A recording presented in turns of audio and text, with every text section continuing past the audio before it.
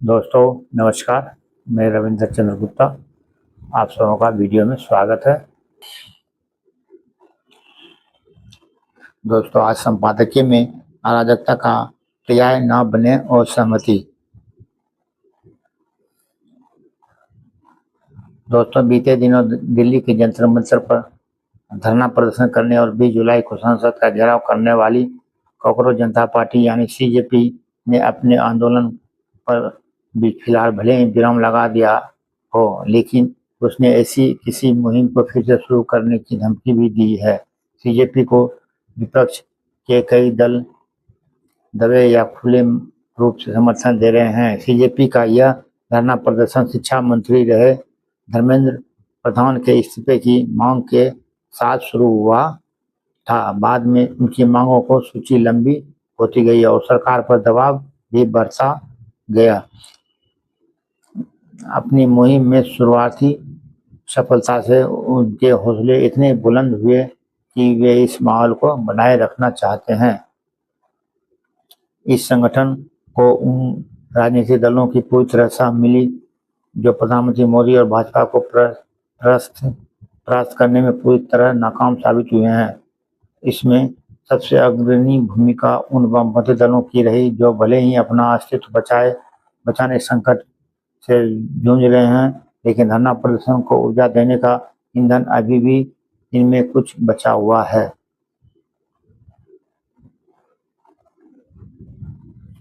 चूंकि ये दल लोकतांत्रिक रूप से मोदी और भाजपा को हराने में नाकाम साबित हो रहे हैं, इसलिए वो लोकतांत्रिक विकल्पों का सहारा लेने पर आमदा है, या यह इनकी बेचैनी और कुंठा को ही जाहिर करता है। वामपंथी दलों को इसमें आम आदमी पार्टी यानी आप से लेकर सपा जैसे दलों का भी सहयोग मिला। प्रमुख विपक्षी दल कांग्रेस भी इसमें कहाँ पीछे रहने वाली थी। लोकसभा में नेता प्रतिपक्ष इसी आंदोलन के दौरान प्रधानमंत्री आवास के बाहर धरने पर बैठ गए और उनका यह रवैया बहुत हैरान करने वाला था। अपनी दादी और पिता के समय स्वयं प्रधानमंत्री आवास में निवास का अनुभव रखने वाले राहुल इससे जुड़ी सुरक्षा संबंधी चुनौतियों को भली भांति समझते होंगे। इसके बावजूद राहुल ने अराजकता की राह अख्तियार करने से परहेज नहीं किया।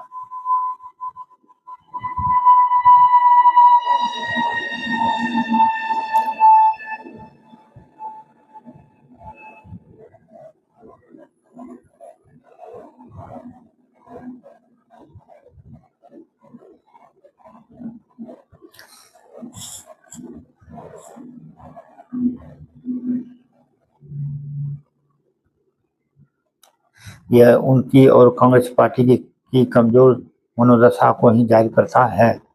यह कांग्रेसी नेताओं की मानसिकता में घर कर चुकी अराजकता ही रही, जिसने सीजेपी को संसद पर धावा बोलने के लिए उकसाने का काम किया।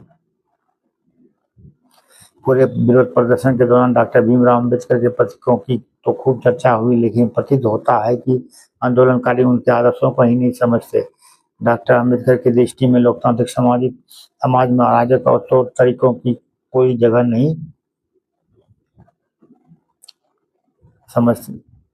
नहीं थी।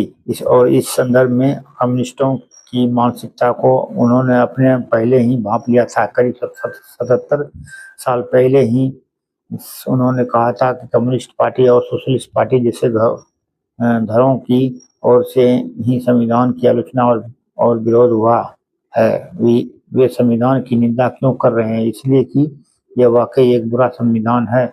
मेरा स्पष्ट मानना है नहीं।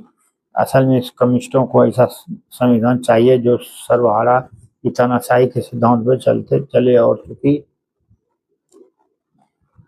यह संविधान और संसदीय लोकतंत्र पत्रिका है, इसलिए वे इसकी आलोचना कर रहे हैं। दूसरी ओर सोशलिस्ट की दो मांगे हैं। पहली, सत्ता में आने पर उन्हें सभी निजी संपत्तियों के राष्ट्रीयकरण का अधिकार मिले और इसके एवज में कोई क्षतिपूर्ति या मुआवजा भी उन्हें न देना पड़े। दूसरा, संविधान में दर्ज मौलिक अधिकार पूरी तरह निष्पक्ष हों, ताकि सत्ता से बाहर रहने पर उन्हें केवल सरकार की आलोचना का ही नहीं बल्कि राज्य को उखाड़ फेंकने का भी अनियंत्रित अधिकार प्राप्त हो। अम्बेडकर का यही आकलन था कि इन दोनों दलों से जुड़े लोग संसदीय लोकतंत्र के विरोधी थे और राज्य व्यवस्था को उखाड़ फेंकने के लिए हर वक्त तत्पर रहते थे। संविधान सभा के अपने समापन भाषण में डॉक्टर अम्बेडकर ने कहा था, यदि हम लोकतंत्र को न केवल औपचारिक रूप में बल्कि वास्तविक रूप में बनाए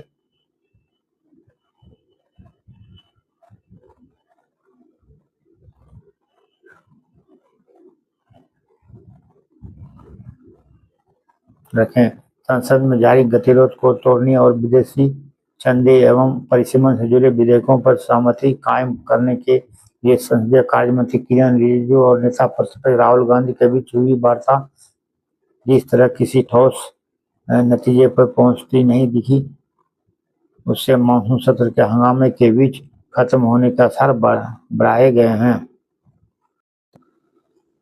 रखना चाहते हैं तो हमें क्या करना चाहिए? मेरी समझ से सबसे पहली बात जो हमें करनी चाहिए वो यह कि अपने सामाजिक एवं आर्थिक उद्देश्यों को प्राप्त करने के लिए संवैधानिक प्रक्रियाओं से ही जुड़े रहें। इसका अर्थ है कि हमें क्रांति के हिंसक रास्तों का क्या करना होगा। इसका अर्थ है कि हमें सविनय अवज्ञा और सहयोग और सत्याग्रह को छोड़ना होगा। जब सामाजिक और आर्थिक उद्देश्यों को प्राप्त करने के लिए संवैधानिक विकल्प उपलब्ध नहीं थे, तब असंवैधानिक तरीकों का औचित्य काफी हद तक उचित था, लेकिन जहां संवैधानिक विकल्प उपलब्ध हों वहां इन संवैधानिक तौर पर तरीकों का कोई औचित्य नहीं हो सकता। ये तरीके कुछ और नहीं बल्कि अराजकता का ही ताना बाना है और हम जितनी जल्दी इसे छोड़ दें तो हमारे लिए उतना ही बेहतर होगा। संसद का घेराव करने के प्रयास में बीजेपी की शारीरिक एवं भाषाई अराजकता को देखते हुए डॉक्टर अम्बेडकर का ये संबोधन बहुत सटीक, दूरदर्शी एवं भविष्य सूचक साबित हुआ। इस धरना प्रदर्शन में तमाम युवतियों ने भी हिस्सा लिया, जिनमें से कुछ ने प्रधानमंत्री मोदी के प्रति इतने भद्दे एवं शिष्ट शब्दों का प्रयोग किया जिनका सार्वजनिक रूप से उल्लेख भी नहीं किया जा सकता। इसके बावजूद प्रधानमंत्री ने न केवल उन सभी को क्षमा कर दिया बल्कि पुलिस को भी कहा कि उनके खिलाफ कोई मामला दर्ज न करें। बीजेपी के कई सदस्यों और समर्थकों ने नेपाल और बांग्लादेश की तर्ज पर हिंसक और अराजक तरीके से सत्तापलट करने की अपनी मंशा खुलकर जताई। यदि वे इस पर राह बरते हैं और लोकतांत्रिक रूप से चुनी गई सरकार के बेदखल करने की कोशिश करते हैं तो देश में लोकतंत्र के पट्टी से उतरने का जोखिम बढ़ता जाएगा। वे जिस संविधान की दुहाई देते रहते हैं इससे उसी पर आघात होगा। इसके बाद अनिश्चितता का ऐसा दौर शुरू होगा जिसकी कल्पना न तो खुद बीजेपी ने की होगी और न ही मोदी या अन्य विरोधियों मंशा खुलकर जताई। यदि वे इस तरह बढ़ते हैं तो लोकतांत्रिक रूप से चुनी गई सरकार को केवल बेदखल करने की कोशिश करते हैं तो देश में लोकतंत्र की पटरी से उतरने का जोखिम बढ़ता जाएगा। वे संविधान की दोस्तों, वर्तमान में यही आशा की जा सकती है कि सभी को सद्बुद्धि मिले और वे लोकतांत्रिक सीमाओं